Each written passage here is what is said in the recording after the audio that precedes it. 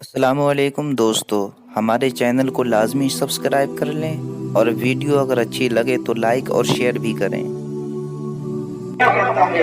لیے آج گستاخی ہو گئی، اس لیے مجھے معاف کر دیں، مجھے معاف کر دیں۔ آئندہ میں وقت پر کھانا پہنچاؤں گا۔ وہ بوڑھا کہتا ہے اے بشافی سنو، تم واحد پورے شہر بغداد کے اندر واحد انسان ہو جو آج سے نہیں بلکہ کئی سال سے مجھے دو وقت کی روٹی کھلا رہے ہو۔ دو وقت کی روٹی تمہیں اسی حال میں کھلا رہے ہو۔ بغداد نے تو مجھے باہر کر دیا، شہر والوں نے تو مجھے چھوڑ دیا، میرے آبا و اجداد نے چھوڑ دیا، میرے بیٹوں نے چھوڑ دیا، میرے گھر والوں نے چھوڑ دیا، خاندان تمہیں قبیلے نے چھوڑ دیا مجھے۔ اگر کسی نے کھلایا ہے، کسی نے بھوکا نہیں مرنے دیا ہے تو بشرحافی ہو تم، بشرحافی ہو تم ہو۔ اور پھر وہ بوڑھا رب کی بارگاہ میں ہاتھوں کو اٹھا کر حضرت بشرحافی کے حق میں دعائیں کرتا ہے۔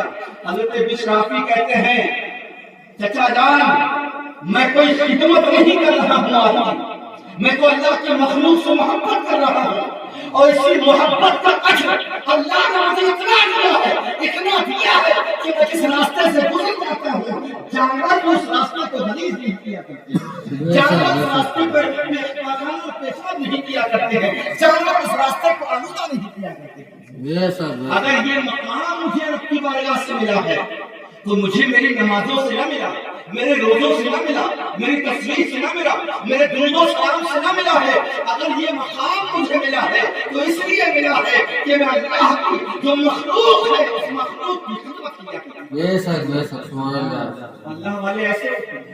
اب جب حضرت بشرافی حجرے سے باہر نکلے تو اب اس تاجر نے حضرت بشرافی کے پیر پکڑ لیے، پیروں کو پکڑ گیا، کہا حضور مجھے معاف کر دے، میں تو بدگمانی میں تھا، میں نے تو نہ جانے کیا کیا سوچ لیا تھا۔ اب میرا ارادہ یہ ہے، میری تمنا یہ ہے حضور مجھے آپ اپنا مرید بنا لیں، آپ مجھے اپنا مرید بنا لیں، اپنا بنا لیں مجھے۔ اب ذرا غور کرنا چاہتا ہوں، میں بتانا چاہتا ہوں کہ اللہ والے کیسے ہوتے ہیں۔ حضرت بشرافی نے کہا مرید تو بناؤں گا لیکن شرط ہے، مرید تو میں کر سکتا ہوں لیکن میری ایک شرط ہے۔ اس نے کہا حضور آپ کا مرید بننے کے لیے تو میں ہر شرط قبول کر سکتا ہوں، ہر شرط میں قبول کر سکتا ہوں، آپ حکم فرمائیں۔ حضرت بشرافی نے کہا کہ جو دیکھا ہے کسی سے کہو نہیں،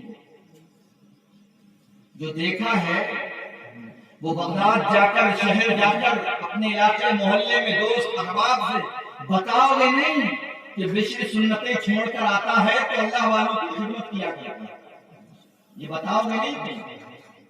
تو یہ شان ہوتی ہے اللہ والوں کی کہ وہ اللہ کی عبادت کرتے ہیں، اللہ کی مخلوق ہے، اس سے بے پناہ محبت فرمایا کرتے ہیں، اور پھر اس محبت کا اجر، اس محبت کی قیمت، اس محبت کا بدلہ دنیا والوں سے نہیں چاہتے، وہ پروردگار سے چاہتے ہیں، وہ پروردگار سے چاہتے ہیں۔ اسی صفت کے حامل تھے حضرت عبدالرحمن شانی علیہ، صوفی صفت، کسی کو بتایا نہیں، ایک کٹیا میں بیٹھے ہیں تو رب کی عبادت کر رہے ہیں، دنیا والوں سے کوئی مطلب نہیں، گاؤں والوں سے کوئی مطلب نہیں، اور یہ اللہ کا خاص فضل ہے کہ اس نے ہر چھوٹے سے چھوٹے گاؤں میں بھی اپنے ایک نیک بندے کو بھیج دیا ہے کہ تم اس گاؤں کی حفاظت کرو، اس گاؤں والوں کی حفاظت کرو۔ تو یہ اللہ کا بے پناہ احسان ہے ہمارے کہ اس نے ہمیں اس امت میں پیدا کیا اور ہماری حفاظت کے لیے، ہمارے سائے کے لیے، دنیا میں بھی ہماری بھلائی کے لیے اور آخرت میں بھی ہماری بھلائی کے لیے اللہ نے نیک بندوں کا انتظام کیا، ورنہ ہمارے اعمال ایسے کہاں ہیں کہ ہمیں رزق ملے، ہے ہمارے اعمال، ہمیں تو نہیں لگتا، مجھے خود میں اپنے کو، مجھے تو نہیں لگتا کہ میرے اعمال ایسے ہیں کہ رب کی بارگاہ سے رزق دیا جائے، یہ تو رب کا فضل ہے اور اللہ والوں کی نسبتوں کا صدقہ ہے کہ وہ غیروں کے سامنے ہاتھ نہیں پھیلنے دیتے۔ بے شک بے شک، یہ اللہ والوں کا صدقہ۔ اللہ تبارک و تعالیٰ نے پوری کائنات کے نظام کو اللہ کے جو محبوب بندے ہیں ان کے سپرد فرما دیا، ان کے سپرد فرما دیا۔ ان کا حال یہ ہے کہ دل سے جو مانگو وہ ملتا ہے، دنیا مانگو تو دنیا بھی ملے گی، آخرت مانگو تو آخرت بھی ملے گی۔ اس لیے ضروری ہے کہ ہم ان اللہ والوں کا تذکرہ کریں، ان سے محبت رکھیں، ان سے الفت رکھیں، ان کی اور سمجھیں، ان کی بارگاہ میں جائیں۔ اللہ تبارک و تعالیٰ نے قرآن میں ہمیں تاکید فرمائی ہے کہ ایمان والو اللہ سے ڈرو اور سچوں کے ساتھ آؤ۔ سچے ہیں کون؟ یہی اللہ کے جو نیک بندے ہیں، یہی صداقت کے حامل ہیں۔ اللہ کے نیک بندے ہیں، یہی سچے ہیں۔ ان کے دامن میں آنے کا مطلب یہ ہے کہ دنیا میں بھی ہم پریشان نہیں رہیں گے اور آخرت میں بھی پریشان نہیں رہیں گے۔ بہت طاقت دی اللہ نے، بہت طاقت۔ اور یہ طاقت اندازہ لگائیں آپ، یہ بات تو ہم تسلیم کرتے ہیں کہ شیطان بہت تیز ہے، ہر جگہ حاضر ہو جاتا ہے۔ انسان کے جو رگوں کے اندر خون چل رہا ہے، اس خون کے اندر بھی شیطان سرایت کر جایا کرتا ہے نا؟ سنا ہے، پڑھا ہے، مشاہدہ کیا ہے ہمارا۔ اب آپ ذرا اندازہ لگائیں یہ شیطان ہے کون؟ اللہ کا نافرمان ہے شیطان، ملعون ہے شیطان، رب کی بارگاہ کا مردود ہے شیطان، ہے کہ نہیں؟ تو اب ذرا انداز کریں، جو شیطان ہے، رب کی بارگاہ کا مردود ہے، رب کی بارگاہ کا ملعون ہے، اس کے اندر اتنی طاقت ہے کہ ہماری باڈی کے اندر سرایت کر جاتی ہے۔ اس کے اندر اتنی طاقت ہے کہ وہ ہر جگہ پہنچ جاتا ہے، وہ شیطان ہے۔ تو جب اللہ شیطان کو اتنی طاقت دے سکتا ہے تو جو اس کا محبوب ہے اسے کتنی طاقت دے گا؟ اس کا محبوب جو ہے اسے وہ کتنی طاقت دے سکتا ہے جب شیطان کو اتنی طاقت دے سکتا ہے، اور جو اللہ رب العزت کا ہو جاتا ہے، جو اس کا محبوب بن جاتا ہے، تو اس سے کتنی طاقت دے گا؟ اور جو پھر محبوبوں کا سردار ہو، جو اللہ کا خاص ہو، جس کے صدقے میں پوری کائنات کو تخلیق مچتی ہو، پھر اس کے اندر اللہ نے کتنی پاور رکھی ہوگی، ہم اس کا اندازہ بھی نہیں کر سکتے۔ حضرت سلیمان علیہ السلام کا پورا واقعہ اللہ نے قرآن میں ذکر فرمایا، پورا واقعہ حضرت سلیمان کا۔ ایسے ہی ایک دن محفل لگی تھی، حضرت سلیمان علیہ السلام فجر کی نماز پڑھ کے بیٹھ جاتے تھے، مرید بھی آپ کے بہت سارے ماننے والے بیٹھ گئے، آپ کی پوری امت بیٹھ گئی۔ ایک دن ایسا ہوا کہ حضرت سلیمان علیہ السلام نے اپنے درمیان بیٹھے ہوئے، اپنے تمام چاہنے والوں کے درمیان بیٹھے ہوئے ایک خواہش ظاہر کی کہ ایسا ہے، ایک ملکہ ہے جس کا نام بلقیس ہے، میں چاہتا ہوں کہ وہ جو میرے پاس مجھ سے ملنے آ رہی ہے، اس کے آنے سے قبل جو اس کا ایک تخت ہے وہ بہت بھاری بھرکم تخت، کئی تالوں کے اندر بند رہتا تھا اور کئی کونٹل کا تھا۔ حضرت سلیمان علیہ السلام نے کہا کہ میں چاہتا ہوں کہ ملکہ بلقیس کے آنے سے پہلے وہ تخت میرے پاس آئے، اپنے درباریوں سے یہ آپ نے اپنی خواہش ظاہر کی، میں چاہتا ہوں کہ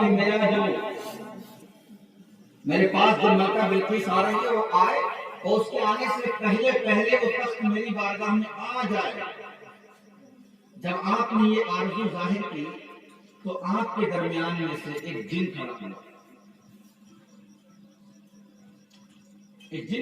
آپ کے درمیان میں، اور اس نے کہا حضور ملکہ بلقیس کے آنے سے پہلے وہ جو بھاری بھرکم تخت ہے وہ میں آپ کی بارگاہ میں اب آپ دیکھیں کہ یہ تخت 1-2 کلومیٹر سے زیادہ نہیں تھا، مسافت کا یہ عالم ہے کہ ملک ایک یمن میں ہے تو ایک ملک شام میں ہے، ملک یمن سے ملک شام تک لانا، دیکھ رہے کتنی بڑی مسافت ہے، ایک گاؤں سے دوسرے گاؤں میں 1 کلومیٹر کا فاصلہ نہیں، پورا ملک کہاں ملک یمن کہاں ملک شام۔ حضرت سلیمان علیہ السلام نے کہا کہ وہ تخت میری بارگاہ میں آنا چاہیے، ایک جن کھڑا ہوتا ہے، تو حضور اگر آپ اجازت فرمائیں تو میں لا کے حاضر کر دوں. حضرت سلیمان علیہ السلام نے کہا لاؤ لے تو یہ بتاؤ کتنی دیر میں لے کے آؤ. تو حضرت سلیمان علیہ السلام سے اس جن نے کہا حضور آپ کی محفل ختم ہونے سے پہلے پہلے وہ تخت میں لے آؤں گا. محفل برخاست ہونے سے پہلے تخت آ جائے گا. اچھا محفل کا وقت کتنا ہوتا ہے؟ ابھی ہماری اس بزم کو لگے ہوئے 2 گھنٹے 3 گھنٹے. حضرت سلیمان علیہ السلام کا حال یہ تھا کہ آپ فجر کے وقت بیٹھ جاتے تھے اور دوپہر تک تقریباً آپ کی محفل چلتی تھی. اتنی لمبی محفل ہوتی تھی. جن نے کہا حضور آپ کی محفل برخاست ہونے سے پہلے پہلے میں وہ تخت لا سکتا ہوں. حضرت سلیمان علیہ السلام نے کہا نہیں مجھے اس سے پہلے چاہیے. کیا کہا؟ مجھے اس سے پہلے چاہیے.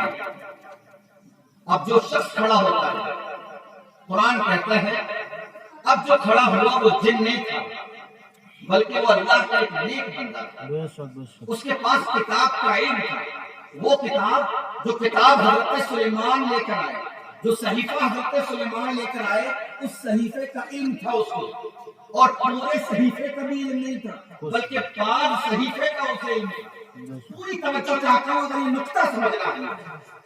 وہ صحیفہ تھا جو حضرت سلیمان پر نازل ہوا اور پورے صحیفے کا علم نہیں تھا. بعض صحیفے کا بعض کتاب کا علم تھا اسے. اس نے کہا حضور اگر مجھے آپ اجازت دے دیں تو میں جاؤں گا اور آپ کی پلک جھپکنے سے پہلے وہ تخت لا کر آپ کی بارگاہ میں حاضر کروں. سبحان اللہ سبحان اللہ. بولیے سبحان اللہ سبحان اللہ. اور پلک جھپکنے سے پہلے وہ تخت آپ کی بارگاہ میں لا کر حاضر کر دوں گا. حضرت سلیمان علیہ السلام نے اجازت دے دی. وہ بندے مومن اٹھتا ہے قلندر اٹھتا ہے رب کا ماننے والا اٹھتا ہے. حضرت سلیمان علیہ السلام کی امت کا اللہ والا اٹھتا ہے اور پلک جھپکنے سے پہلے ملکہ بلقیس کا وہ بھاری بھرکم تخت اٹھا کر حضرت سلیمان کی بارگاہ میں حاضر کر دیتا ہے. سبحان اللہ سبحان اللہ. اب یہاں رک کر میں عرض یہ کرنا چاہتا ہوں اللہ والوں کی طاقت بتانا چاہتا ہوں. تو اللہ والوں کے اندر طاقت کتنی ہوتی ہے. وہ حضرت سلیمان علیہ السلام ہیں جن کی فضیلت مصطفیٰ سے کم ہے اور ان کی امت ہے جس امت کی فضیلت اس امت محمدیہ سے کم ہے. پھر حضرت سلیمان علیہ السلام کی امت کا ولی ہے جس کی فضیلت امت محمدیہ کے اولیاء سے کم ہے. اس کے پاس جو کتاب ہے اس کتاب کی ابھی حیثیت یہ ہے کہ وہ زیرو ہے. اس کا حال یہ ہے کہ وہ منسوخ ہو چکی ہے. اس کا حال یہ ہے وہ حضرت سلیمان پر نازل ہوئی تھی. اس کتاب کی فضیلت قرآن کے سامنے کم ہے. توجہ کرتا ہوں. اس کتاب کی فضیلت قرآن کے سامنے کم. اس نبی کی فضیلت مصطفیٰ کے سامنے کم. اس امت کی فضیلت امت محمدیہ کے سامنے کم. اس ولی کی فضیلت اس امت کے ولی سے کم. تو اس کی پاور کا یہ عالم ہے کہ وہ ایک ملک سے دوسرے ملک جاتا ہے ایک بھاری بھرکم تخت اٹھاتا ہے اور پلک جھپکنے سے پہلے حاضر کر دیتا ہے. اب آپ اندازہ لگاؤ. اب اس امت میں آ جاؤ جس امت کا حال یہ ہے کہ اس امت کا نبی اس نبی سے افضل یہ امت اس امت سے افضل ہے. وہ کتاب جس کتاب کا علم حضرت سلیمان کی امت کے ولی کو تھا اس کتاب کی فضیلت اس کتاب سے زیادہ ہے. اب ذرا غور کرو. اب قرآن کا کسی کو پورا علم ہو جائے قرآن کا اور اللہ کا سچا محبوب بن جائے تو اس کی طاقت کا آپ اندازہ لگائیں. اور حضرت سیدنا غوث اعظم رضی اللہ تعالیٰ عنہ کا حال یہ ہے کہ آپ کو پورے قرآن کا علم بھی ہے تفسیر کا علم بھی ہے اللہ کے پیارے محبوب بھی ہے مادر ذات بڑی بھی ہے آپ کو کرامتوں سے نوازا بھی گیا ہے آپ کو تمام علوم سکھائے بھی گئے ہیں تمام اولیاء کا سردار بنایا بھی گیا ہے. اللہ نے سب سے عظیم امت کو پیدا کیا سب سے عظیم نبی کا ولی بنایا ہے سب سے عظیم کتاب کو آپ کا حافظ بنایا ہے. اب ذرا غور کرو جب حضرت سلیمان علیہ السلام کا ایک امتی قبر میں جاتا ہے آ جایا کرتا ہے تو میرا ہاؤس اگر پوری کائنات میں بسنے والے لوگوں کی امداد کے لیے حاضر ہو جایا کرتا ہے تو کوئی بعید نہیں کوئی بڑی بات نہیں ہے یہ. اور آگے چل کے میں بتاتا ہوں یہ تو امت کا حال ہے, یہ تو غوث کا حال ہے, یہ تو قطب کا حال ہے, یہ تو اللہ کے ولیوں کا حال ہے. اب نبی کا حال کیا ہوگا؟ اب نبی کا حال کیا ہوگا؟ اب نبی کی ذات پر یہ اعتراض نہ کیا جائے کہ نبی ایک وقت میں اتنی قبروں میں کیسے حاضر ہو سکتے ہیں, جب ایک ولی جو سلیمان علیہ السلام کی امت کا ولی ہے, ایک ولی جس کے پاس حضرت سلیمان کے صحیفے کا علم ہے, اس کا حال یہ ہے, اس صحیفے کی پاور یہ ہے کہ وہ قبر میں جاتا ہے اور آ بھی جاتا ہے. تو ذرا غور کرو, جو اس شخصیت کا حامل ہو کہ اس پر قرآن نازل کیا گیا ہو, جو اس شخصیت کا حامل ہو جس نے اپنے ماتھے کی نگاہوں سے خدا کا دیدار کیا ہو, جس کا عالم یہ ہو جس کے لیے پوری کائنات کو سجایا گیا ہو, جس کا عالم یہ ہو جس کی صفات کو قرآن کا حصہ بنایا گیا ہو, جس کا عالم یہ ہو پوری کائنات کا حسن جہاں جمع کر دیا گیا ہو, پوری کائنات کا علم جہاں جمع کر دیا گیا ہو, پوری کائنات کی فضیلتیں جہاں جمع کر دی گئی ہو, اس نبی کا عالم کیا ہوگا, اس نبی کی اختیارات کیا ہوں گے اگر وہ نبی تمام عاشقوں کی امت میں, تمام عاشقوں کی قبروں میں اگر ایک وقت میں حاضر ہو جایا کرتا ہے تو اس کے لیے کوئی بڑی بات نہیں. یہ اللہ والوں کی شان ہے جو اللہ کے نیک ہو جایا کرتے ہیں.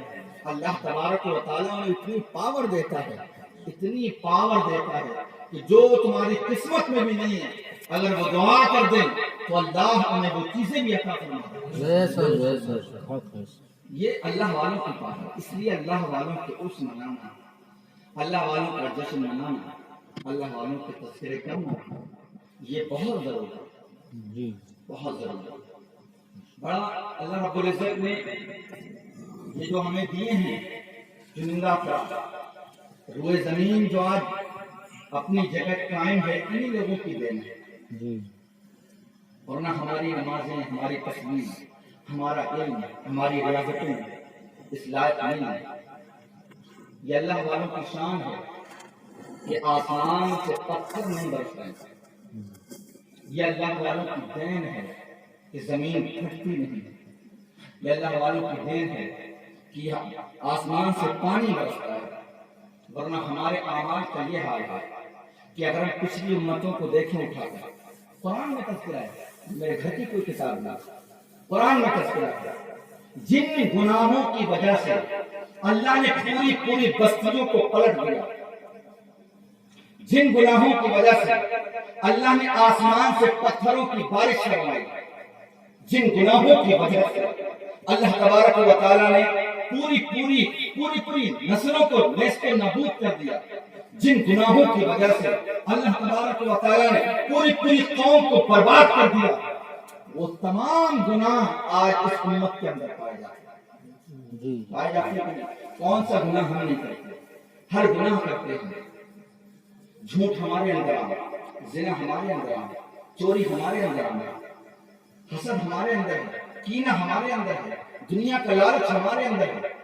کوئی ایسا گناہ نہیں جو ہمارے اندر ہے نہیں, لیکن پھر بھی زمین دھستی نہیں, پھر بھی زمین ہمارا بوجھ جھیلے ہوئے ہے. جانتے ہو کیوں؟ ہمارے سجدوں کی اس میں کوئی حقیقت نہیں کہ ہماری سجدوں کی وجہ سے, ہمارے نوافل کی وجہ سے, ہماری تسبیحات کی وجہ سے نہیں. یہ اللہ والوں کی دین ہے, یہ اللہ والوں کا حال ہے. معزز سامعین, اس لیے اللہ والوں سے عقیدت رکھنا, ان سے محبت رکھنا, ان کے عرس منانا یہ ہمارے لیے بہت ضروری ہے. اور یہ سنت مصطفیٰ بھی ہے. یہ عرس منانا یہ سنت مصطفیٰ ہے. اللہ کے رسول صلی اللہ علیہ وسلم کا عمل یہ تھا. بات طویل ہو رہی ہے اس لیے اس کو بہت شارٹ کرنا چاہتا ہوں. اللہ کے رسول صلی اللہ علیہ وسلم کا عمل یہ تھا کہ اللہ کے رسول اپنی پوری زندگی میں جب مدینے میں تشریف لائے اور پہلی جنگ, اسلام کی جو پہلی جنگ تھی جنگ بدر, جنگ بدر میں تقریباً 14 افراد شہید ہوئے اور اسی جگہ انہیں دفن کر دیا گیا. 14 افراد کو اسی جنگ بدر جہاں میدان بدر جو ہے وہیں دفن کر دیا گیا. اس کے بعد اللہ کے رسول صلی اللہ علیہ وسلم ہر سال مدینے سے تھوڑے سے فاصلے پر میدان بدر ہے۔ اللہ کے رسول ہر سال جو بدری شہداء تھے، جو جنگ بدر میں شہید ہوئے تھے، ان کی قبروں پہ جایا کرتے تھے اور ان کی قبروں پہ جا کر وہاں فاتحہ پڑھتے تھے، ان کے حق میں دعائیں فرمایا کرتے تھے۔ یہ کوئی عام فام کتاب نہیں، یہ میں بخاری اور مسلم کی حدیث بیان کر رہا ہوں۔ اللہ کے رسول صلی اللہ علیہ وسلم ہر سال جاتے تھے اور بدری شہداء کی قبروں پر جا کر فاتحہ پڑھا کرتے تھے۔ اب ایک سوال یہ پیدا ہوتا ہے، میدان بدر ضرور نہیں تھا، آپ کے ہاتھوں کو روز بھی چلے جاتے، روز چلے جاتے ہیں، ہفتے میں چلے جاتے ہیں، لیکن آپ نے سال میں ایک مرتبہ معمول بنایا اور حضور صلی اللہ علیہ وسلم کے وصال کے بعد یہ معمول آپ کے سچے جانشین حضرت سیدنا صدیق اکبر رضی اللہ تعالیٰ عنہ کا بھی تھا کہ آپ ہر سال بدری شہداء کے پاس جاتے تھے، فاتحہ پڑھتے تھے۔ حضرت صدیق اکبر کے وصال کے بعد حضرت عمر جانشین ہوئے، آپ کا بھی یہی حال رہا۔ آپ نے 10 سال تقریباً خلافت کی اور اس کے بعد 10 سال مسلسل ہر سال آپ بدری شہداء کے پاس جاتے تھے اور فاتحہ پڑھ کے آیا کرتے تھے۔ اس کے بعد حضرت عثمان غنی کا دور آیا، ہر سال آپ جاتے تھے۔ مولا علی کا دور آیا، ہر سال جاتے تھے۔ جب یہ دور چلا گیا، ختم ہو گیا، کچھ صدیاں گزر جانے کے بعد ایک دور اور آیا جو خلفائے راشدین کی طرح تھا، حضرت عمر بن عبدالعزیز کا دور آیا۔ تو آپ کا بھی یہی حال رہا کہ جب تک آپ کی حکومت رہی، آپ ہر سال بدر کے میدان میں پہنچا کرتے تھے اور وہاں بدری شہداء پر جا کر درود و فاتحہ پڑھا کرتے تھے۔ آخر یہ کیوں کیا تمام خلفاء نے؟ مصطفیٰ نے یہ کیوں کیا؟ اپنی امت کو ایک نجات دیا، اپنی امت کو عمل دیا، اپنی امت کو طریقہ سکھایا۔ اچھا ایک بات یہاں اور ہے، بدری شہداء ہی کے پاس تو گئے، بہت سارے لوگ شہید ہوتے تھے، جنگیں تو اور بھی ہوئی ہیں۔ جنگ بدر کے بعد جنگ احد ہوئی جس میں اس سے زیادہ لوگ شہید ہوئے، جنگ خندق ہوئی ہے، بہت ساری جنگیں ہوئی جس میں شہید ہوئے اور دفن کیا گیا، لیکن بدری شہداء کے پاس جایا کرتے تھے۔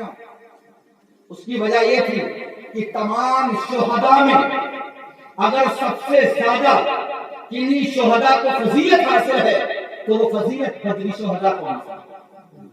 اسلام کی سب سے پہلی جنگ جب اسلام کا کوئی حامی اور ناصر نہیں تھا، اسلام کا کوئی کلمہ پڑھنے والا نہیں تھا، اسلام کے چنندہ افراد تھے، کچھ لوگ تھے ماننے والے، ایسے عالم میں جب مشرکین نے، مکے کے لوگوں نے یہ چاہا کہ مدینے کی اینٹ سے اینٹ بجا دی جائے، مسلمانوں کو مسل کے رکھ دیا جائے، مسلمانوں کا نام و نشان مٹا دیا جائے اور مدینے سے باہر انہیں نکلنے نہ دیا جائے، ایسے عالم میں مدینے سے باہر نکل کر اپنی ٹوٹی ہوئی تلواروں سے بغیر قمیض اور کرتے کے ساتھ اگر میدان کے اندر اس نے لڑائی کی ہے تو وہ مقدس نفوس ہیں جو بدر کے میدان میں سوئے ہوئے۔ تو تمام شہداء پر اگر کسی کو فضیلتیں حاصل ہیں، مدینے میں اگر قسمیں اٹھائی جاتی تھی، کسی بات پر اگر قسم اٹھائی جاتی تھی تو بدری شہداء کی قسمیں اٹھائی جاتی تھی۔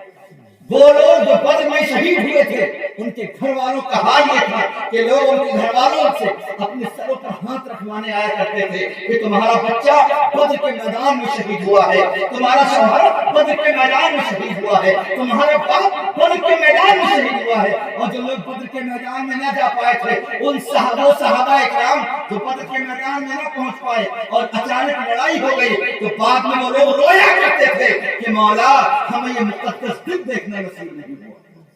یہ بدر کا حال تھا۔ اللہ کے رسول صلی اللہ علیہ وسلم بدر کی شہداء کے پاس جایا کرتے تھے، اس لیے کہ تمام شہداء میں اگر سب سے زیادہ کسی کو فضیلت حاصل ہے تو بدری شہداء کو حاصل ہے۔